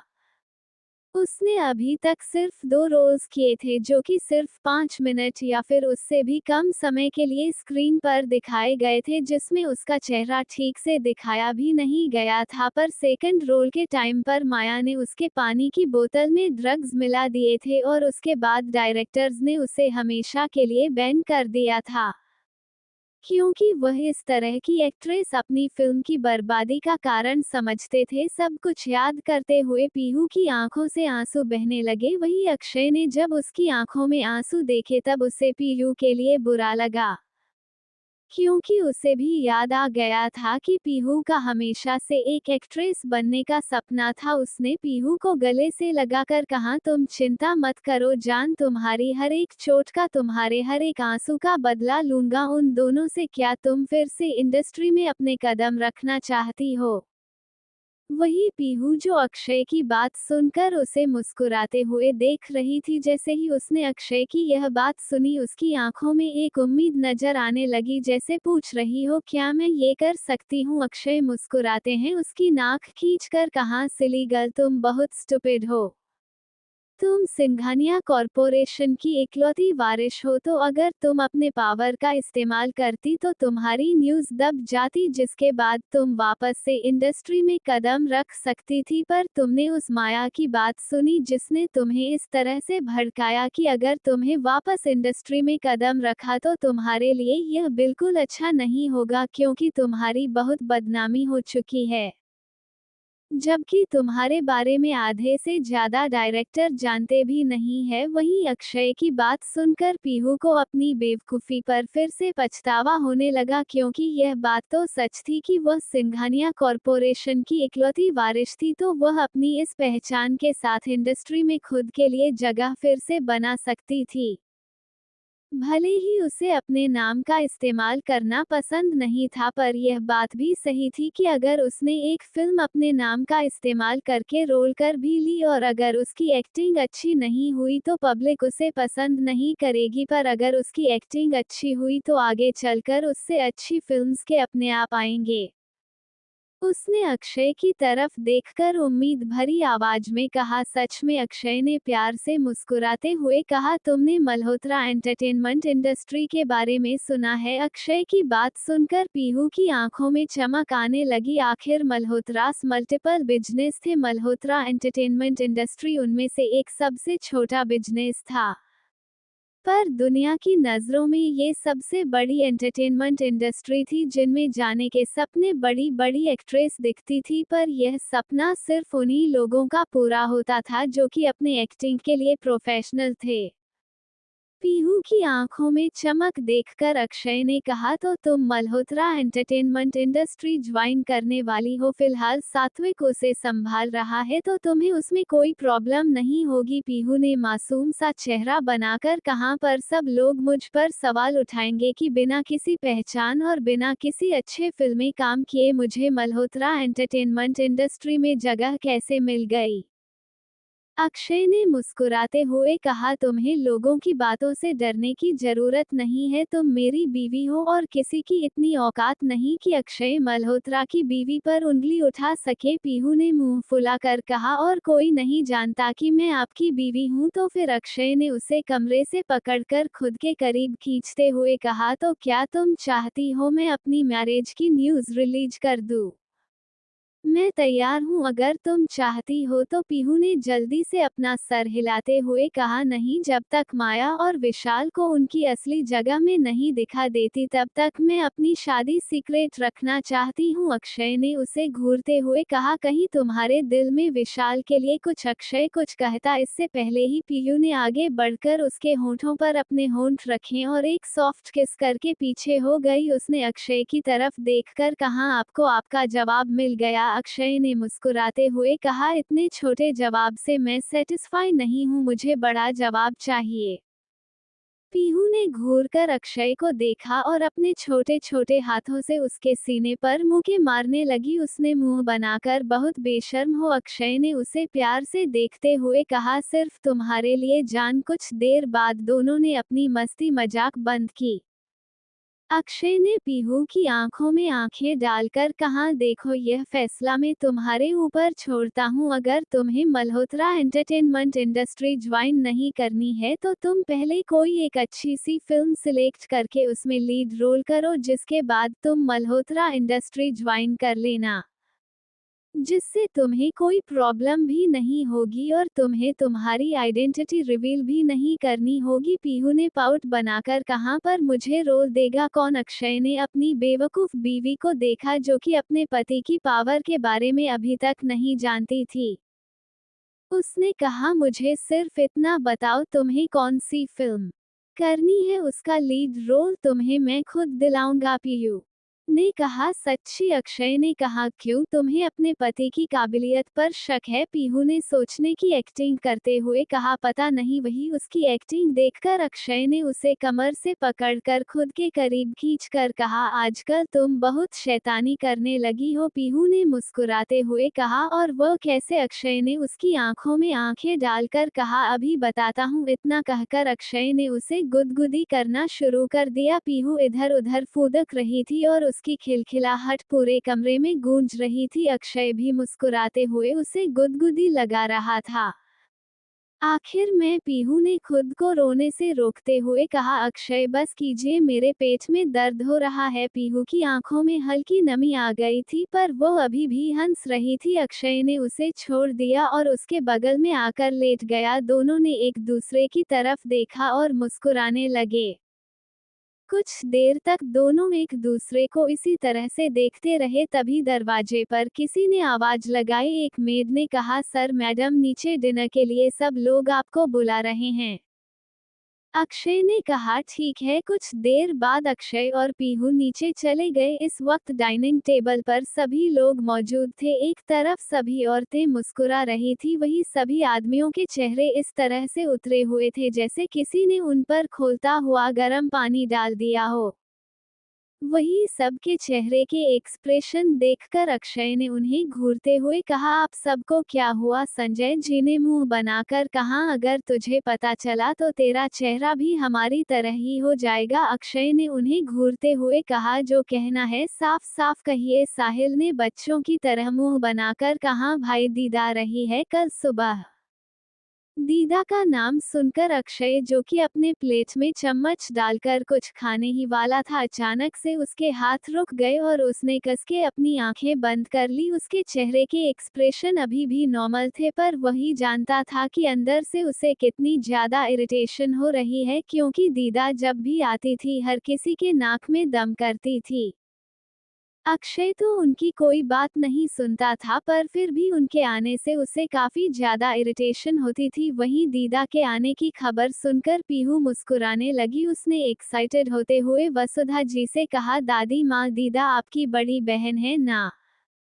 वसुधा जी ने मुस्कुराते हुए कहा, दीदी मुझसे 5 मिनट बड़ी है। पीयू ने एक्साइटेड होते हुए कहा, मतलब आप दोनों ट्विंस हो? वसुधा जी ने कहा, हाँ। फिर वसुधा जी ने मुस्कुराते हुए कहा, पर दीदा ने हमेशा से मुझे एक माँ की तरह संभाला है और माँ की तरह प्यार दिया है, इसलिए वह मेरे लिए माँ से भी बढ़कर है।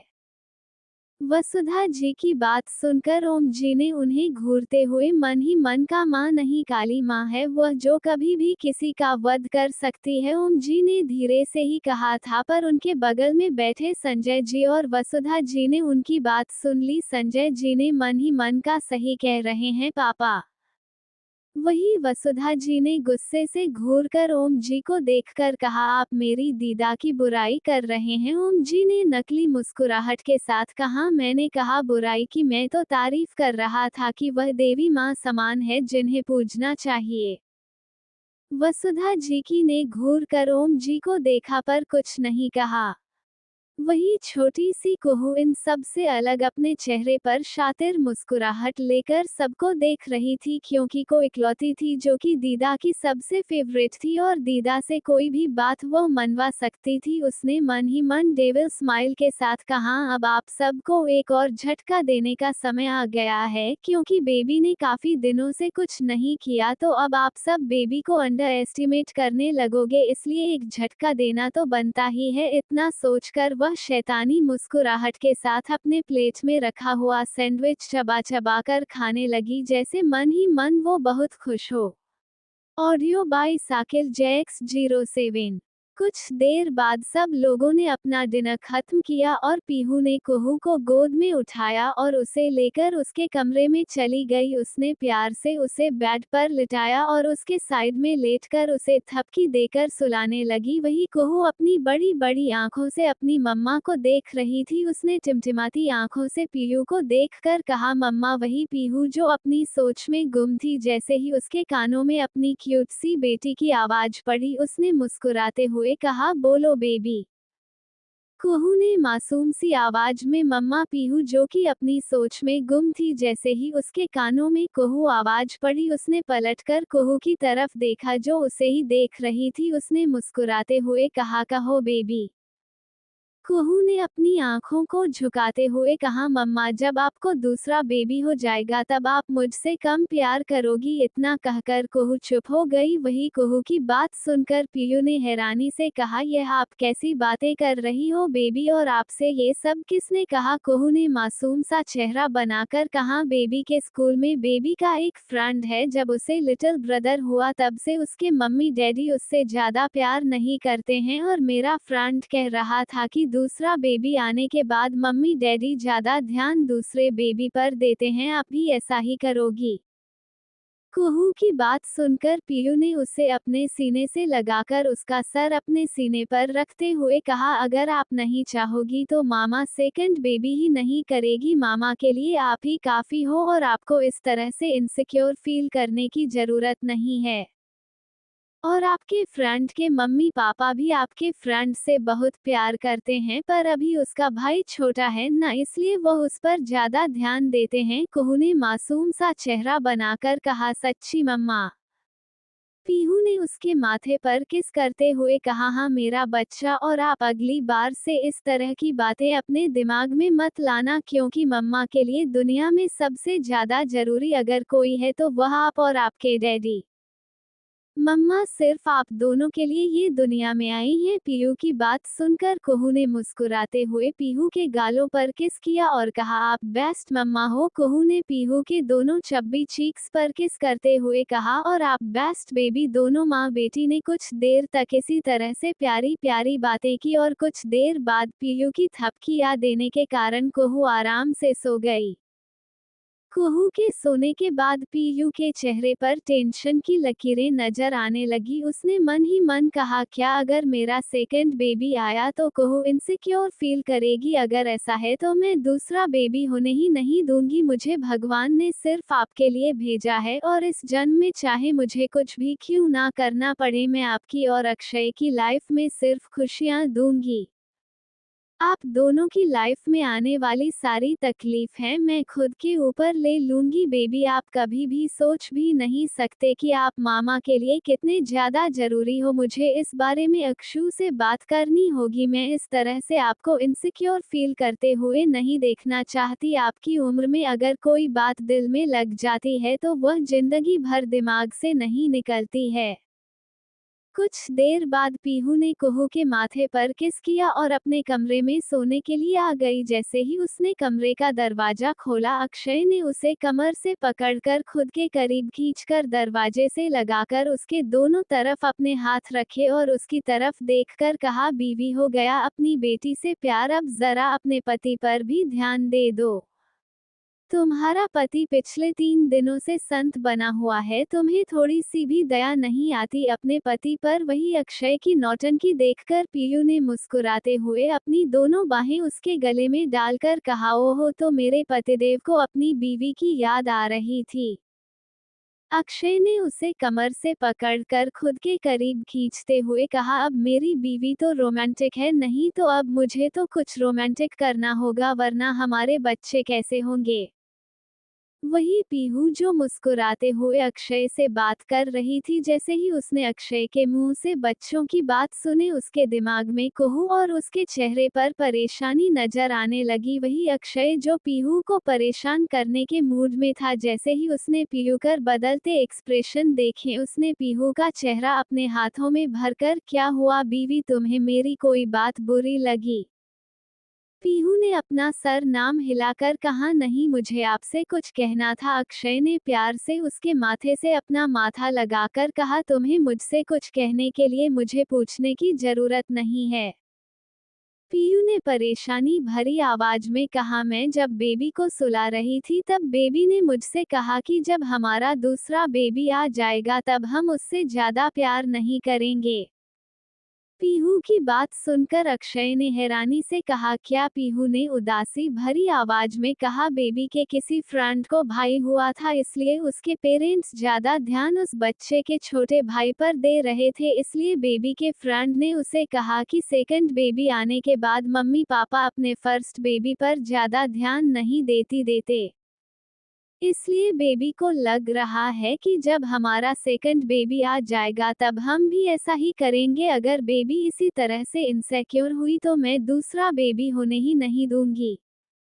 वही अक्षय, जो बात सुनकर परेशान हो गया था, जैसे ही उसने पीयू की दूसरी बात सुनी उसने हैरानी से कहा, क्या? पीहू ने डिटर्मिनेशन के साथ कहा, हाँ, मुझे दुनिया में आप मिल गए, हमारी बेबी मिल गई, अब मुझे कुछ और नहीं चाहिए। माँ तो मैं पहले ही बन गई थी, क्योंकि मेरे पास बेबी पहले से ही है। अक्षय ने पीयू का चेहरा अपने हाथों में भरकर कहा, पर हर औरत अपनी कोख से अपने बच्चे को जन्म देना चाहती हैं, क्या तुम इस सुख को महसूस नहीं करना चाहती? पीहू ने मुस्कुराते हुए कहा, जरूरी तो नहीं कि एक औरत अपनी कोख से भी अपने बच्चे को पैदा करे, कई सारी औरतें हैं जो कि खुद कंसीव नहीं कर पाती और सरोगेसी के थ्रू बच्चे को दुनिया में लाती है, पर वो उन्हें दिल से प्यार करती है और बेबी के लिए मैं ये करने के लिए तैयार हूँ, मुझे अपना बच्चा नहीं चाहिए।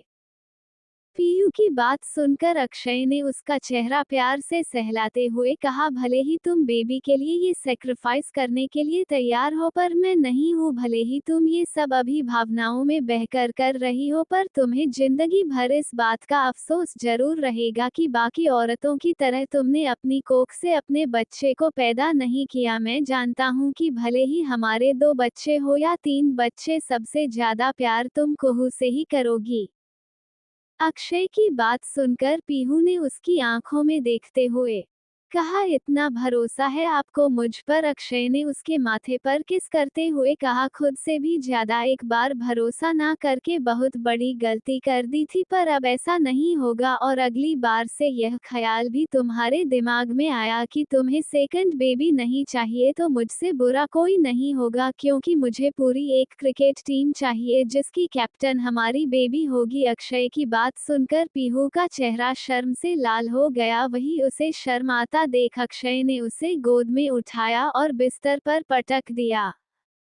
वही पीयू का चेहरा अभी भी लाल था। उसने अक्षय की तरफ देखकर कहा, बेशर्म। अक्षय झटके से उसके ऊपर आ गया। उसने पीहू के दोनों हाथों को बेड के दोनों तरफ प्रेस करते हुए कहा, अभी मेरी बेशर्मी देखी कहाँ है बीवी तुमने? अभी तो बस ट्रेलर देखा है, पूरी फिल्म तो तुम्हें जिंदगी भर देखना है। इतना कहते कि अक्षय पीहू के होठों पर किस करने लगा। पीहू भी अक्षय का साथ दे रही थी। उसका एक हाथ अक्षय के बालों में घूम रहा था और दूसरे हाथ से उसने बेडशीट को मुट्ठी में भरा हुआ था। अक्षय का एक हाथ पीहू के पूरी बॉडी को सहला रहा था और पूरे कमरे में पीहू की सिसकियां सुनाई दे रही थी। अक्षय का हाथ धीरे धीरे पीहू के पेट से होते हुए उसकी चेस्ट पर आ रहा था। अक्षय ब्लाउज के ऊपर से ही उसकी चेस्ट को प्रेस करना शुरू कर दिया। पीहू की सांसें से तेज हो गई और उसकी सिसकियां निकलने लग गई, पर अक्षय के होंठ उसके होंठों पर थे, जिस वजह से उसकी आवाज से मुंह में ही दबकर रह रही थी। अक्षय अब काफी वाइल्ड होकर पीहू के होठों पर किस कर रहा था। अक्षय का एक हाथ पीहू के चेस्ट को जोर जोर से प्रेस कर रहा था, जिस वजह से पीहू बेड पर अपने पैर पटक रही थी और उसकी पैरों में पहन पायल का शोर कमरे में संगीत की तरह घूम रहा था, जो अक्षय को और ज्यादा एक्साइटेड कर रहा था। अक्षय ने धीरे धीरे अपने होंठ उसके होंठों से हटाकर पूरे चेहरे पर फिर आना शुरू कर दिया। पीहू सिर्फ सिसकियां लेते हुए अपना चेहरा इधर उधर घुमा रही थी। वही अक्षय अब धीरे धीरे उसकी गर्दन पर किस कर रहा था और बाइट भी कर रहा था। अब पीहू पूरी तरह से मदहोश हो चुकी थी। उसकी सांसें भी काफी भारी हो गई थी। अक्षय एक हाथ से उसके ब्लाउज को निकाल रहा था। धीरे धीरे अक्षय ने पीहू के सारे कपड़े निकाल कर फेंक दिया। अब पीहू उसके सामने नीचे नेकेड लेटी हुई थी और अक्षय उसे लस्ट भरी नजरों से देख रहा था। अक्षय की नजरों में अपने लिए डिजायर देखकर पीहू ने शर्मा कर अपना चेहरा पिलो में छुपाया। अक्षय ने मुस्कुराते हुए कहा, जान कसम से जब भी तुम ऐसे शर्म आती हो मेरी जान निकल जाती है। इतना कहकर अक्षय ने अपने भी कपड़े निकाल कर फेंक दिए और वापस पीहू के ऊपर आ गया। कुछ देर बाद अक्षय ने अपने होंठ पीहू की खुली चेस्ट पर फिर आना शुरू कर दिया। पीहू ने कसके अपने एक हाथ से अक्षय के बालों को मुट्ठी में भर लिया और सिसकियां भरने लगी। अक्षय काफी ज्यादा वाइल्ड होकर उसकी चेस्ट पर किस कर रहा था और एक हाथ से उसकी चेस्ट को सहला रहा था। पूरे कमरे में दोनों की प्यार की खुशबू फैली हुई थी। कुछ देर बाद अक्षय धीरे धीरे उसके पेट पर किस कर रहा था और साथ में बाइट भी। अक्षय का एक हाथ पीहू के सेंसिटिव एरिया को सहला रहा था, जिस वजह से पीहू की आप सिसकियां और ज्यादा तेज हो गई थी। अक्षय ने एक नज़र पीयू की तरफ देखा जो उसके लिए काफी डेस्परेट लग रही थी। अक्षय ने मुस्कुराते हुए कहा, तुम तैयार हो जान। पीयू ने अपना सर हिलाया। अक्षय झटके से उसके अंदर समा गया और उसे प्यार करने लगा। पूरे कमरे में दोनों की सिसकियां और तेज चलती सांसें सुनाई दे रही थी। करीब रात के 2 बजे तक अक्षय पीहू को इसी तरह से प्यार करता रहा। पीहू थक कर चूर हो गई थी पर अक्षय के अंदर अभी भी एनर्जी बाकी थी। पर जब उसने पीहू की ऐसी हालत देखी तब वो उसके ऊपर से उठकर साइड में लेट गया। उसने मुस्कुराते हुए पीहू की तरफ देखा जो गुस्से से उसे ही घूर रही थी। अक्षय ने उसे अपने सीने से लगाकर कहा, शांत हो जाओ मेरी जान, तुम क्यों इस तरह से घूर रही हो। पीहू ने मुंह फुलाकर कहा, आप हमें जान से मारना चाहते हो। अक्षय ने गुस्से से कहा, अगर तुम्हारे मुंह से इस तरह के शब्द निकले तो मुझसे बुरा कोई नहीं होगा। पीहू ने मुंह बनाकर कहा, जैसी आपकी हरकतें हैं उसके बाद हम ऐसे शब्द भी ना बोले। आपको पता है हमें कितना दर्द हो रहा है। अक्षय ने मुस्कुराते हुए अपना हाथ उसके सेंसिटिव एरिया पर फिर आते हुए कहा, ठीक है मैं यहाँ पर दवाई लगा देता हूँ। पीहू ने गुस्से से कहा, कोई जरूरत नहीं है, हमें सोने दीजिए। अक्षय ने कहा, ठीक है तुम गुस्सा मत करो। दोनों ने एक दूसरे को गले लगाया और कुछ ही देर बाद थके होने के कारण दोनों सो गए। सुबह के 3:30 बजे अभी अक्षय और पीहू को सोकर बस 1.5 घंटा ही हुआ था और बाकी घर वाले भी अभी चैन की नींद सो रहे थे। तभी अचानक से मल्होत्रा मेंशन का मेन दरवाजा खुला और 2 परछाइयां अंदर आई। उनमें से एक इंसान जो सामने था उसने धीमी आवाज में कहा, मालकिन अभी तो सब लोग सो रहे होंगे, हमें इस समय नहीं आना चाहिए था। उस इंसान की बात सुनकर उसके साथ में आ रही औरत, जिसकी उम्र यही कुछ 75 साल के आसपास होगी, उसने गुस्से से कहा, चुप कर नालायक, वरना तेरी टांगे तोड़ दूंगी। औरत की बात सुनकर वह आदमी, जिसकी उम्र यही कुछ 40 साल के आसपास होगी, वह चुप हो गया। उस औरत ने गुस्से से कहा, सभी निकम्मे हैं, इस वक्त कौन सोता है, आधे घंटे बाद सुबह हो जाएगी और ये लोग राक्षसों की तरह सो रहे हैं। उस औरत की बात सुनकर उसके साथ में आए हुए आदमी ने मुंह बनाकर कहा, मैडम 3:30 बजे इंसान सोते ही हैं और रही बात आधे घंटे में सुबह होने की तो वह आपके लिए होती है, दुनिया के लिए वह सुबह सुबह की अच्छी नींद लेने के लिए होती है। उस आदमी की बात सुनकर उस औरत ने अपने हाथ में पकड़ी छड़ी उसके पैर पर जोर से मारते हुए कहा, अपनी जुबान बंद कर वरना जबान और तेरे ये पैर दोनों कटवा दूंगी। उस आदमी ने चुपचाप अपना सर झुकाया। उस औरत ने गुस्से से कहा, जरा लाइट तो शुरू करो, इन लोगों की इतनी हिम्मत कि हम यहाँ पर आए और ये लोग हमारा स्वागत भी ना करें। उस आदमी ने मन ही मन कहा, अगर भूतों की तरह किसी के घर में घुस होगी तो उन लोगों को सपने में थोड़ी आएगा कि उनके घर पर साक्षात चंडिका माता पधार चुकी है। उस आदमी ने मन ही मन कहा, पर उस औरत के पास जैसे किसी के मन की बात सुनने की शक्ति हो। उसने अपनी छड़ी उस आदमी के पीठ पर मारते हुए कहा, बहुत जबान चलने लगी है तेरी। उस आदमी ने अपनी जगह पर कूदते हुए कहा, मैडम माफ कर दो। उस औरत ने गुस्से से कहा, मैंने कहा लाइट शुरू करो। उस आदमी ने स्विच बोर्ड ढूंढा और लाइट ऑन कर दी। पूरा मल्होत्रा मैंशन का लिविंग रूम चमचमाती लाइटों से जगमगा गया और इसी के साथ उस औरत का चेहरा साफ साफ नजर आने लगा। सफेद कलर की साड़ी जिसमें वो औरत बला की खूबसूरत लग रही थी। उम्र का उसके चेहरे पर कोई असर नहीं पड़ा था। वो औरत दिखने में करीब करीब 80% वसुधा जी की तरह लगती थी, पर बाकी 20% वह थोड़ी अलग थी। पर अगर कोई भी उन्हें वसुधा जी के साथ देख ले तो वह ये बात आसानी से पहचान सकता था कि ये दोनों बहनें हैं। उस औरत ने मुस्कुराते हुए मल्होत्रा मैंशन को देखकर कहा, अब तुम सबकी अच्छे से कुटाई होगी कि मैं यहाँ आ गई हो, तुम सबको अच्छे से सुधारूंगी। उस औरत की बात सुनकर साइड में खड़े आदमी ने मन ही मन कहा, जो खुद सबसे ज्यादा बिगड़ी हुई है वो दूसरों को क्या सुधारेगी। इससे पहले कि और कुछ सोचता हूँ उसकी पीठ पर एक और छड़ी आकर लगी। इसे के साथ बहुत छोटे बच्चों की तरह बंदर की तरह पूरे हॉल में कूदने लगा। उसने मन ही मन कहा, हे भगवान रामू, क्यों तेरी जबान बंद नहीं रहती, जबकि तेरे आसपास ये चुड़ैल ही रहती है, जबकि तू जानता है कि यह मन की भी बात सुन लेती है। रामू ने खुद को मन ही मन कोसते हुए कहा। तभी उस औरत ने गुस्से से कहा, जल्दी सबको उठाकर लाओ, अभी के अभी इन सब की परेड लेनी है मुझे। रामू ने नकली हंसी हंसते हुए कहा, मैडम ये लोग नॉर्मल इंसान है तो 3:30 बजे आराम से सो रहे होंगे, आप क्यों इन सब की नींद हराम करना चाहती हो। और ने गुस्से से कहा, तुम जा रहे हो या फिर अपने पैर कटवाना चाहते हो। उस आदमी ने हंसते हुए कहा, आपका हुक्म मैं कैसे टाल सकता हूँ। इतना कहकर वह मन ही मन उस औरत यानी कि यशोधा रघुवंशी, जो कि वसुधा जी की बड़ी बहन थी, उनकी बात मानकर ऊपर सीढ़ियों से जाने लगा। तभी बाहर से 2 मेड अंदर आई, क्योंकि उन लोगों को गार्ड ने इन्फॉर्म कर दिया था कि वसुधा मैडम की बड़ी बहन आई है। वही यशोदा जी के बारे में यह मेड अच्छे से जानती थी कि वह किसी सनकी से कम नहीं है। इसलिए वो डरते डरते यशोदा जी के सामने आकर खड़ी हो गई। यशोदा जी ने उन दोनों को घूरते हुए कहा, तुम दोनों एक नंबर की निकम्मी हो, अब जाकर जल्दी सबको उठाकर लाओ, आज सबकी खबर लूंगी। उन 2 मेड ने अपना सर हिलाया और ऊपर सबको बुलाने के लिए चली गई।